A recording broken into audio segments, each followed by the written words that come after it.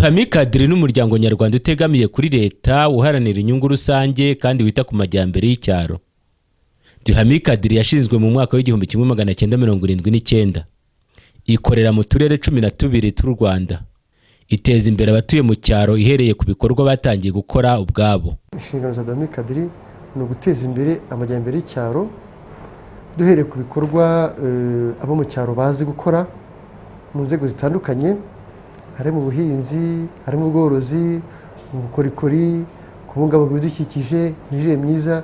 Mbese urebye ibikorwa byacu biba mu turere dutandukanye tw'igihugu muri izo nzego mvuze.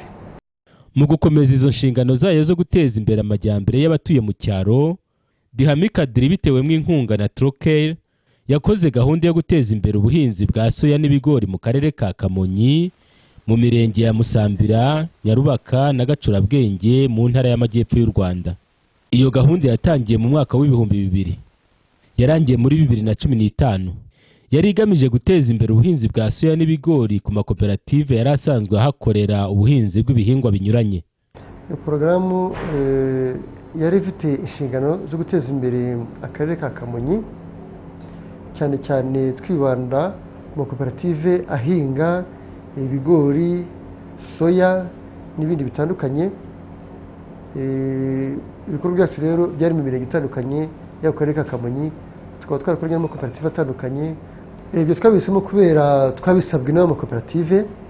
Amakoperative kuva kera yifuje guteza imbere ubuhinzi bw'ibigori, kandi muzi ko no muri politike yacu y'igihugu igihingwa cy'ibigori ni igihingwa kigomba guteza imbere, kuko ibigori bigira umusaruro mwiza, ibigori bigira intungamubiri, ibigori kandi mu gihugu cyacu birera, no muri Kamonyi birahera cyane. Niyo mpamvu abanyamakoperative, abanyamuryango ba koperative mu yabo n'andi makoperative baratwegereye, bati turashaka guhinga ibigori na soya, guteza imbere ubuhinzi bw'ibigori na soya, cyane cyane gutubura imbuto za soya n'ibigori. Muri urwo rwego rero twabyitabiriye tugakorana nabo muri iyo gahunda yo gutubura imbuto nziza za soya n'iz'ibigori, ndetse no guhinga ibigori na soya zisanzwe zishobora kujya ku isoko, abantu bakazisya bagakuramo amafu atandukanye. Duhami Kadiri itaraza gukorera iyi gahunda muri aka karere ka Kamonyi, abahinzi bahingaga uko biboneye bigatanga umusaruro mukeya.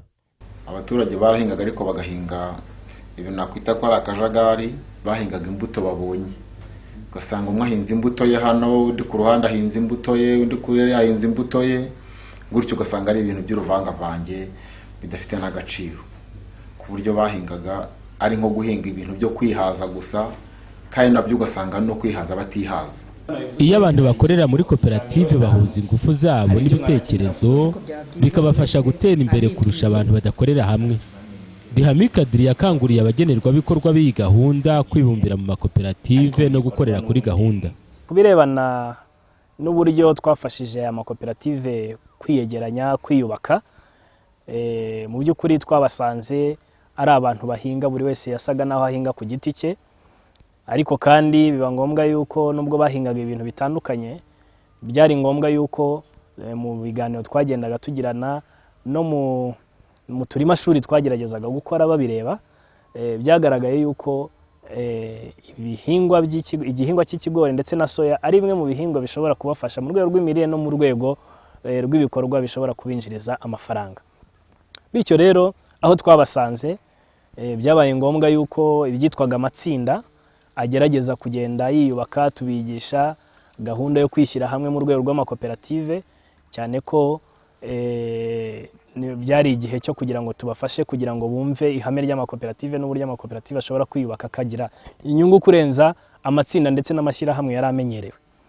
Byatumye rero habonekaho urwego rwo kugira ngo biyubake, tubaha amahugurwa, benshi babasha kubona ndetse amakoperative agera mu 9 agizwe n'abanyamuryango 1575, yose yari yaramaze kugera ku kigero gishimishije cyo kubona ubuzima gatozi. Uyu munsi akaba ari amakoperative 6 rero afite ubuzima gatozi, agize akaba ari amakoperative 9 yavuyemo 6 mu rwego rwo kwihuza, noneho akaba yose afite ubuzima gatozi. Yewe ndetse no ku rwego rw'ihuriro, ihuriro naryo rifite ubuzima gatozi. ibi byose tubikesha wenda amahugurwa twagiye dutanga mu rwego rwo kugira ngo biyegeranye bashyireho inzego zibahagarariye kandi bagerageze kubahiriza nyine ibigendanye n'amategeko agenga amakoperative mu Rwanda. Abagenerwabikorwa b'iyi gahunda n'abahinzi ba soya n'ibigori bibumbiye mu makoperative 6 agize ihuriro Impuyabo. Duhami Kadiri yabateye inkunga zinyuranye binyujije muri iryo huriro ryabo. Inkunga Duhami Kadiri yateye Impuyabo ni nk'umusemburo utuma barushaho gukomeza kwigira bahereye ku mahirwe bafite babigizemo uruhare kuko nakimuhana kazi imvura ihise. Twavuga inkunga y'ubujyanama, amahugurwa n'amafaranga. Hari byinshi Duhami Kadiri yatugejejeho. Niba umuntu yaguhuguye burya ni inkunga ya mbere. Niba umuntu akubaye hafi akakugira inama ni inkunga ikomeye. Niba aguhaye n'inkunga y'amafaranga, dore ko ku nkunga y'amafaranga nabyo hari byinshi ngira ngo mwarimu mumbaza muti mwahoranye mutanga inguzanyo twahoze dufite ikigega twiteganyirize, aho harimo amafaranga nayo ni inkunga Duhami Kadiri yari yatanze. Muri comptoir de vente ni inkunga yari yatanze. Ibyo byose bikomeza kugenda bizamuka ari inkunga yatanzwe na Duhami Kadiri.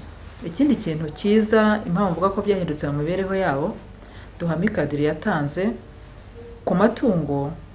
Twagerageza kureba abantu batishoboye tukabaha bakatanga amatungo natwe tukayatanga nk'ihuriro.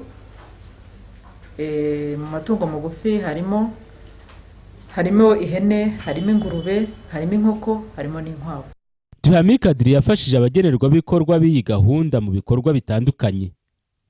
Tutibagiwe kubakangurira kwibumbira mu makoperative, Duhami Kadiri yabafashije kugira ngo babashe kwibonera inyongeramusaruro ndetse bagera no ku rwego rw'uko bo ubwabo bashoboye kwishyiriraho amaduka 2 y'inyongeramusaruro mu mirenge ya Musambira na Nyarubaka. Aya maduka agurirwamo kandi n'abandi baturage batari muri aya makoperative agize Impuyabo. Nyuma yo kuvugurura ubuhinzi bwabo, umusaruro wariyongereye, barihaza, baboneraho no gusagurira amasoko nka Sosoma Industries Limited. Duhami Kadiri yabakanguriye gukora n'ubutubuzi bw'imbuto kugira ngo babashe kubona imbuto hafi bitabagoye. Nyuma byaje kuba igikorwa kibafasha kwinjiza amafaranga menshi. Kubera ubwiza bw'umusaruro wabo, ugurwa n'ikigo cy'igihugu cy'ubuhinzi RAB n'uruganda Sosoma Industries. Ibyo byatumye igiciro cy'umusaruro kizamuka cyane. Usibye ubuhinzi bwakorwaga mu rwego rwo kwihaza mu biribwa, byageze ku rwego babona yuko na gahunda yo gutubura imbuto ari kimwe mu bintu bishobora kubinjiriza amafaranga, ku buryo amakoperative, abanyamuryango bagize amakoperative agize ihuriro ry'Impuyabo babigize nka business, babigira nk'igikorwa kibinjiriza amafaranga, ku buryo aho ikiro cy'ibigori cyangwa se n'icya soya cyaguraga amafaranga 120, aho ni ku bigori, wasangaga mu rwego rw'imbuto kiba kigura amafaranga 400. Ni kimwe no kuri soya, aho soya yaguraga 250, uyu munsi ikiro kiba gihagaze amafaranga 600. Murumva ko ari bimwe mu bikorwa bibinjiriza amafaranga ku buryo bugaragara, ndetse ku buryo no ku rwego rw'imiryango yabo y'abanyamuryango mushobora kwibonera wenda bimwe mu bikorwa byagezweho kubera ubuhinzi bwa soya n'ibigori. Ntabwo twitaye byonyine ku bikorwa byo kubaha inyongeramusaruro no kubafasha kugira ngo bazikoreshe neza gusa, kuko nubwo ibyo bijyanye n'amahugurwa twagiye tubaha, hagiye hakorwa ibindi bikorwa bijyanye no kongera umusaruro nyine hakoreshejwe inyongeramusaruro, ariko tugera no ku rwego rwo gukora rwo kubagezaho, kubafasha kubona inyubako zishobora kubafasha ndetse n'ibikoresho bishobora kubafasha kugira ngo babashe kubona wa musaruro ariko ufite n'ubwiza. Ibyo rero harimo amasitoke twagiye tubafasha kubaka ndetse n'ibikoresho bitandukanye birimo rwose ikoranabuhanga, ku buryo wa musaruro wabo ndetse ubwiza bwawo cyane cyane ndashaka kuvuga ku birebana n'imbuto bagurishaga muri RAB, zagiye rwose zihabwa ibyemezo by'uko ari imbuto nziza kandi zikoranywe rwose, zasaruwe mu buryo bwiza buboneye kandi umuntu yakwishimira. Hari ibikorwa bitandukanye bindi Duhami Kadiri isanzwe ikorana n'Impuyabo, birimo cyane cyane guteza imbere ihame ry'uburinganire n'ubwuzuzanye, aho ndetse twagerageje no gufasha n'abagabo muri bya bikoresho by'ikoranabuhanga bimwe na bimwe twagiye dutanga, harimo nk'amamashini ahungura ibigori, byagiye bibafasha kugira ngo nibura abanyamuryango, abahinzi b'ibigori na soya, mu by'ukuri babashe kumva yuko ubwuzuzanye n'uburinganire ari ngombwa, haba mu miryango, haba mu makoperative no mu bikorwa byabo bya buri munsi. Kubera kwita cyane kuri ubu buhinzi, umusaruro wa soya n'ibigori wariyongereye cyane. Twafata nk'urugero ku musaruro wabonekaga mu mwaka w'ibihumbi 2000 n'uboneka ubu ngubu. Muri za 2000 umuhinzi kuri hegitari ntabwo yasaruragaho byibuze toni kuri soya, ntayo yakuragaho, ariko ubu dusigaye turenga toni kuko hari n'umuhinzi ushobora kujya kuri toni 1 n'igice. Hanyuma ku bigori muri iyo gihe twezagaho toni 2 n'igice, toni 2 n'igice no twari tugeze, ariko ubu turi muri toni 3 n'igice, ku buryo hari n'umuhinzi ushobora kuzamuka akagera kuri toni 4 kuri hegitari. Ubu ngubu Impuyabo ifite ubushobozi bwo kugurisha nibura toni 200 z'ibigori na toni 65 za soya ku mwaka. Mu rwego rwo kugira ngo umusaruro ukoreshwe utunganye kandi ufite ubwiza, Troker yafashije Duhamikadiri kubaka iki kigega gihunikwamo umusaruro.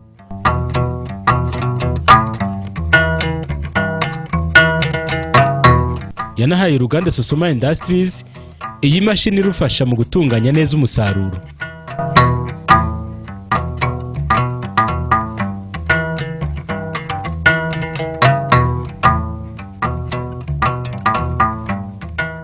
Ntabwo abagenerwabikorwa b'iyi gahunda banganya ubushobozi. Amakoperative agize ihuriro Impuyabo abitewemo inkunga na Duhamikadiri yakoze gahunda yihariye yo kwita ku iterambere ry'abanyamuryango bayo batishoboye. Yabafashije gutangira ubworozi bw'inkwavu, ibigisha ubuhinzi bw'imboga n'ibihumyo kugira ngo nabo bite ku mirire yabo. Iyi gahunda yatangiriye ku batishoboye harimo n'ababana n'ubwandu bwa sida, ariko imaze no kugera ku bandi banyamuryango ba koperative.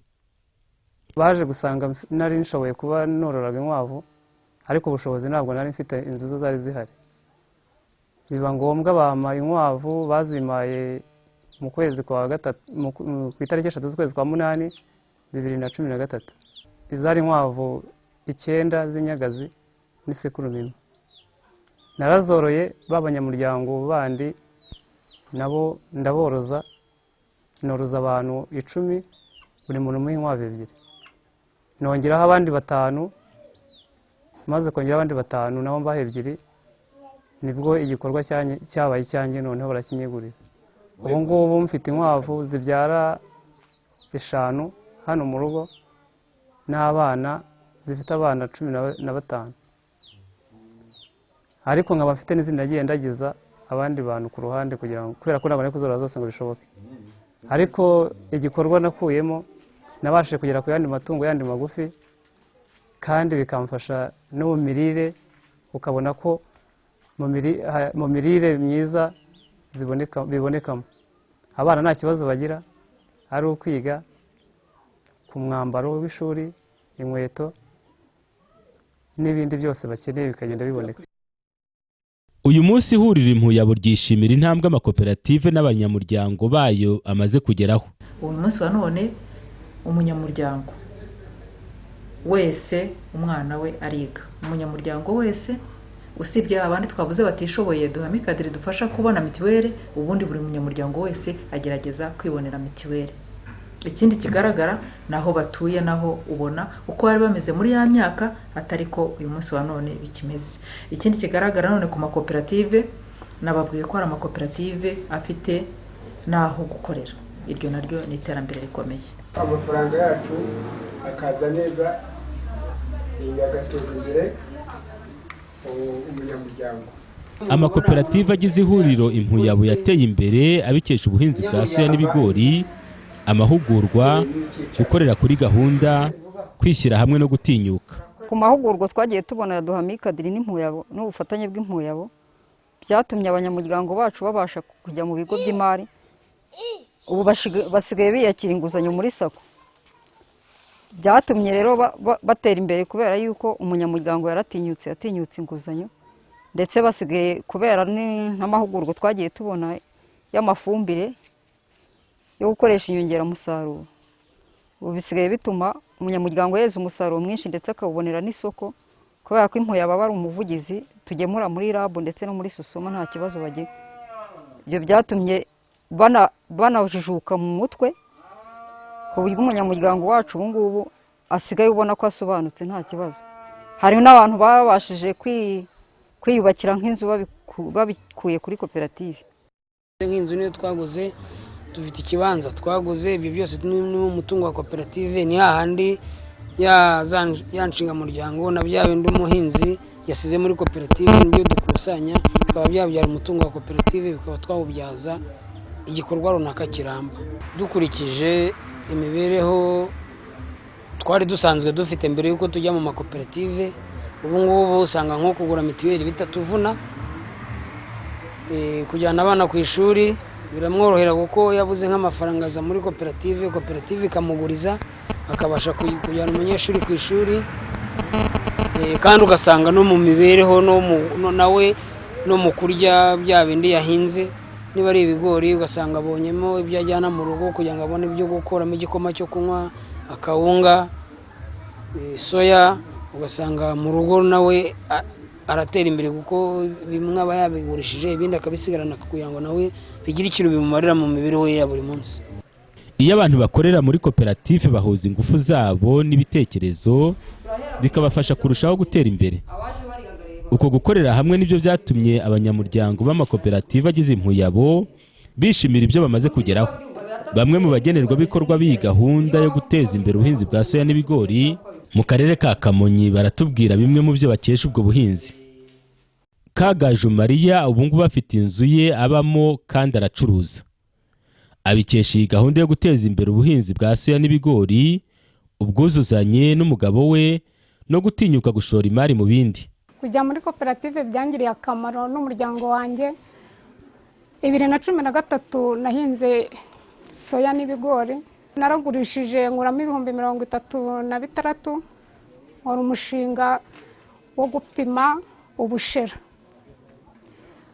Noneho rero nshaka nongereha nakoze umushinga wo gupima ubushera ngura imifuka 3, ndapima inyungu nkajya mbona igendiza nshyiramo butike, akabutike karinganiye, ndakora ndacuruza.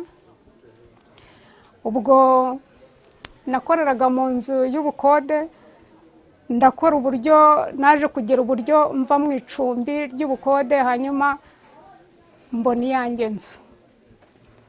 Ariko mu kubona inzu njye n'umutware wanjye twaje kujya inama nyine y'ukuntu ibintu byakwaguka bikajya imbere, kuko twabonaga ko birimo kugenda nyine kandi iterambere ariko riri mu kuza. Ubukode tubuvamo tuguza amafaranga ku buryo twarangije no kwishyura, byararangiye. Ubu nyine turakora nta kibazo, ariko ku buryo tubonye uburyo twakongera kuguza indi nguzanyo twaguza tugakora, ntabwo inguzanyo ikintera ubwoba. Nari nkuye kuri iyi santere ndi mu nzu y'icumbi, ariko ubwo bitewe n'inkunga nagiye mbona n'ibikorwa nagiye nkoreramo aribo mbikesha, ubu mfite inzu yanjye. Nabashije kugura imirima, amashyamba mfite nkesha koperative ageze nko muri 3 kandi afite agaciro. Noneho no kuvuga ngo n'iyi moto irimo hano nayo ni igikorwa numva nakuyemo. Muri make nkaba harimo n'indi mirima ihingwa nayo mfite yitwa yanjye, ndetse kugeza ubu ngubu nkaba numva niyo nagira n'ikibazo kintunguye nk'ubu nabona nk'ubushobozi bwo kugikemura, wenda gihagaze nk'ibihumbi nk'ijana, wenda ubimbajije nk'ubu ushobora kuba nabibona nta muntu nirukankiye, cyangwa se cyaba n'ikindi kingoye nkaba nabona ikindi kintu ngomba kwifashisha cyanjye bwite, icyo kibazo nkagikemura. Hari nka sezo twigeze guhinga y'ibigori nkuramo nk'ibihumbi 140, mbasha gukuramo nk'ibihumbi nka 80, biha umwana ajya kwiga. Hariya yiga batanga ibihumbi nka 80 birenga, andi nkabasha kuguramo udutungo tugufi nk'ingurube. Ku nyungu ya mbere twabonye kuri rabu iduha amafaranga menshi kandi meza. Yaje rero nkanjye nihereyeho, nari mfite utuboroke mu gishanga, utuboroke 2, hanyuma noneho mbonye amafaranga nkuyemo narabonije kwatisha umurima igasozi nongera ubuso bwo mu gishanga, hanyuma noneho ntangira nzamura umusaruro noneho nkujya muri koperative ukagera ku Mpuyabo nkagemura umusaruro mwinshi kuri RAB. Ubwo urumva ko icyo gihe baduheraga amafaranga 35 36 gutyo, nahise nigura n'umurima. Ubu mfite umurima aho ngo nakodeshaga, nahise mpagura nagura no marahazi yarabonye. Ikindi nsubi inyuma gatoya, amashyirahamwe n'amakoperative kubera amahugurwa twagiye tubona batwigishije kwikora imishinga, hanyuma nakoze umushinga njya muri sako nguza amafaranga ngura inka hanyuma niteza imbere. Umusaruro wa soya n'ibigori w'amakoperative y'iyi gahunda ugurwa na Sosoma Industries, ari rwo ruganda rukora sosoma n'andi mafu. Sosoma Industries yishimira imikoranire yayo n'aya makoperative ku mpamvu zinyuranye. Tubabwira mbere na mbere ibyo twifuza ko umusaruro wabo wawujuje, noneho n'umusaruro wabo tukawubagurira. Yewe tugirana n'amasezerano yo kubagurira umusaruro mu rurimi rw'icyongereza bita contract farming, ariko nazo tuzigirana cyane cyane ku gihe barimo basarura, kugira ngo nibamara gukusanya umusaruro wabo babe bafite isoko kandi ku giciro cyiza. Muri iyi gahunda hagiye habonekamo n'ingorane. Ingorane ya mbere tujye tugira nk'abahinzi, ngira ngo namwe murabizi, iyo igihe cyabaye kibi, ikirere kikaba kibi, tukarumbya, icyo gihe tugira ingorane zikomeye, kuko nababwiye ko umuhinzi ajya guhinga ahawe inyongeramusaruro zose. Izo zose n'uvuga ngo n'amafaranga tuba twafashe tukazibagurira duteganya ko azagaruka kugira ngo kuri sezo yindi nayo bongere babone ibyo gukoresha. Icyo gihe rero barumbije natwe bitugiraho ingaruka, bikazigira no ku muhinzi wo hasi. Ikindi kintu tujye tugiramo ingorane bikaba inzitizi rimwe na rimwe, nuko hari igihe n'umusaruro iyo wabonetse nawo usanga hari igihe tubona nk'igiciro kidahwanye n'ibyo umuhinzi yashoye. Izo ni ingorane, bigatuma wa muhinzi nawe hari ikintu bimusubizaho inyuma. Ikindi tujye tugeraho nanone yenda ingorane akantu gatoya, nuko hari igihe niyo tubonye nk'isoko, iyo batinze kutwishyura kandi twaratse amafaranga y'inguzanyo yo gukoresha, cyane cyane muri ibyo gukusanya umusaruro, nabyo bijya bitubera imbogamizi. Gahunda yo guteza imbere ubuhinzi bwa soya n'ibigori mu karere ka Kamonyi yatangiye mu 2000 igeza muri 2015. Yari igamije guteza imbere imibereho myiza y'abatuye muri aka karere ka Kamonyi, by'umwihariko imiryango y'abahinzi 1575 bibumbiye mu makoperative atandatu agize ihuriro Mpuyabo. Ese ihuriro Mpuyabo n'amakoperative arigize bizeye kuzakomeza ibi bikorwa byabo neza mu gihe Dihamikadiri izaba itakibatera inkunga. Twebwe ikintu twiteguye no gukomereza aho twari tugereje, ndetse byaba byiza tukarushaho gutera intambwe, kuko inkunga n'intangiriro twarayibonye. Ariko hakaba ari icyo tujya dusaba Dihamikadiri, niyo tuganira, niyo tuvugana, tukabasaba ko n'ubundi batazatujya kure, bazatuba hafi, kuko ibyo batugerejeho mbere n'ubwiza bwabyo birinde, kandi natwe twirinde ko byasubira inyuma. Ibyo bari babitwemereye ko n'ubundi bazagumya kutuba hafi, bakaduha inama, emwe twabaye naho tugiye gutsikira bakadufasha. Ubwo rero niyo mpamvu twizera neza ko imbaraga dufite dufatikanyije n'ubundi nabaze tugerejeho, turizera kuzakomeza gutera imbere, ntabwo turimo guteganya gusubira inyuma. Nyine twumva twiteguye gukomeza, kubera ko niba n'ubundi nukuba barabidufashije kubishinga, ariko ntabwo ari bo babicunga, nitwe tubyicungira. Niba rero kugeza ubu twabicungaga neza, numva niyo Dihamikadiri yagena n'ubundi twakomeza tukagira imicungire myiza. Dufite ubugenzuzi bugenda butwereka ese dutera imbere, se bimeze bite, twabona hari ukuntu byagenze bikadufasha kugira ngo twongere turebe se kuki tutangiye gusubira inyuma bimeze gute. N'ubundi nitwe tubyicungira, bo icyo badukoreye n'inkunga baduhaye. Iyi gahunda yo guteza imbere ubuhinzi bwa soya n'ibigori mu karere ka Kamonyi yatewe inkunga na Trokel. Troke yishimira ko abagenerwabikorwa bayo bagenda bagera ku ntego yari yihaye. Ibyo twishimira birahari byinshi, cyane cyane ko icyari kigamije kwari ukugira ngo dufashe abaturage kongera umusaruro, bawubonera isoko, bashobore kubona inyungu ikomoka mu byo bakora mu bikorwa byabo by'ubuhinzi. Kandi tubona bagenda babigeraho, ngira ngo hari ingero zifatika, hari n'ubuhamya bwinshi butangwa uburyo cy'abaturage mu makoperative bagenda bagurisha umusaruro ku isoko bakabona igiciro gishimishije. watwigishije kuboneza imirire no kwihangira mu biribwa maze tugarura amahoro mu muryango. Kumurika ibyagezweho na gahunda yo guteza imbere ubuhinzi bwa soya n'ibigori mu karere ka Kamonyi byabereye mu karere ka Kamonyi, umurenge wa Musambira, muri Imanzi Spectrum Center ku itariki ya 29 z'ukwa gatanu 2015. Ibirori byitabiriwe n'abantu banyuranye barimo abayobozi mu nzego zinyuranye mu karere ka Kamonyi, uhagarariye Troker, uhagarariye inama y'ubutegetsi ya Dihami Kadri, abakozi ba Dihami Kadri bakuriwe n'umunyamabanga nshingwabikorwa wayo, abanyamuryango b'amakoperative agize ihuriro Impuyabo, abakozi b'Impuyabo, abahagarariye Ingabo, Rwari, Kokof, Caritas Gikongoro, Inikopagi n'abandi bantu banyuranye. Umunyamabanga nshingwabikorwa wa Dihami Kadri yavuze ku bikorwa uyu muryango ukorera mu duce tunyuranye tw'igihugu. Muri ibi birori habayeho kumurikira abari bahari ibyagezweho na gahunda yo guteza imbere ubuhinzi bwa soya n'ibigori mu karere ka Kamonyi. Dihami Kadri yahembye bamwe mu bagenerwabikorwa b'iyi gahunda bitanze by'umwihariko kugira ngo igende neza. Ihuriro ry'amakoperative Impuyabo ryahaye impano abaterankunga baryo aribo Dihami Kadri na Troker. Abafashe ijambo bose bishimiye iki gikorwa n'ukuntu abagenerwabikorwa b'iyi gahunda bitabira ubuhinzi bwa soya n'ibigori bikabateza imbere. Mu buhamya abagenerwabikorwa batanze bavuze ibyo bagezeho babikesha ubwo buhinzi.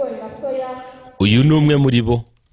Nabashije guhinga neza kubera ko bari banagahumurira no kudapfusha ubusa no gukorera mu ntego. Mbasha buri kibanza cy'ibihumbi 100, ikibanza nabashije kucyubaka bifashijwemo n'umusaruro. Inzu ndayubaka yuzura, shyiraho igikoni mbona kiruzuye. Ubwo nakomeje gutyo buri mwaka ndakora, aho ngeze ubu ngubu abantu basigaye bibaza amafaranga nyakura hehe. Aya nabigeze kwicara vuba mu nyakura tuzima, kuko buri mwaka ngira ikintu nkora icyo kibanza nubatse inzu yo kubamo. Imbere ubu ngubu maze gushyiraho imiryango 6 y'ubucuruzi. N'abasanga nakoreshejeho 800 atarimo ikibazo kuko ikibazo nacyo nakiguze ukwacyo. Mu rwego rwo gushaka indi mirimo yasayidira ubuhinzi, nabashije gukora agasaro gaciriritse, ifite n'akabutike rero naho ngaho gutya gahagaze 400. Uwari uhagarariye akarere ka Kamonyi muri ibi birori yashimye abaterankunga, anashima intambwe abanyamuryango b'amakoperative agize ihuriro Impuyabo bateye. Ijambo rero uhagarariye akarere tuvuga ni ryo gushimira Trokeya n'abandi baterankunga batandukanye bafashije Dihami Kadri kugira ngo ibikorwa bitandukanye kwizihiza bimaze imyaka 15 bigere mu bagenerwabikorwa aribo Impuyabo. Ni ukuvuga ngo aka gace rero impinduka zirimo kugerwaho ni ukubera mu bafatanyabikorwa. Hari abafatanyabikorwa benshi babona inkunga ntizikoreshwe neza, ntizigere no ku musaruro turimo kwisi. Turabashimira rero ko inkunga zose babonye bazigejeje kuri benezo, ariko na benezo ntibashyira amaboko mu mifuka, ahubwo barazikoresha zibasha kubateza imbere. Ibirori byasusurukijwe kandi n'itorero Umuco Iwacu. Ubuyobozi bwa Dihami Kadri bwishimira ibyagezweho n'iyi gahunda yo guteza imbere ubuhinzi bwa soya n'ibigori mu karere ka Kamonyi. Icyo navuga nuko dushimishijwe nuko uno mushinga urimo gusoza hari ikintu gifatika abo dukorana nabo bagezeho, hari ikintu gifatika abaturage bagezeho. Ndumva icyo navuga ni ukubasaba ko ibyo bagezeho bakomeza kubibungabunga ndetse bakabigeza kuri bagenzi babo baturanye. Kandi tukaba twashimira cyane n'ubuyobozi bw'ibanze bwatubaye hafi, ubuyobozi bwa Kamonyi guhera ku mudugudu kugeza ku murenge kugeza ku karere, batubaye hafi, babaye hafi Dihami Kadri mu guteza imbere uyu mushinga.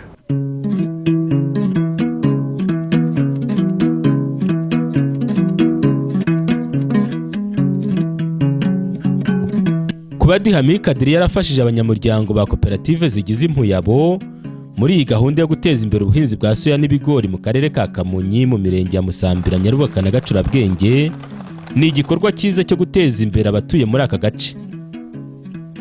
Kuba kandi abagenerwabikorwa b'iyi gahunda bivugira ukuntu bashoboye gutera imbere babikesha inkunga zinyuranye babonye, bishobora kuzabera abandi urugero rwo kwibumbira mu makoperative kandi bagatinyuka no gushora amafaranga yabo mu bindi bikorwa bibyara inyungu.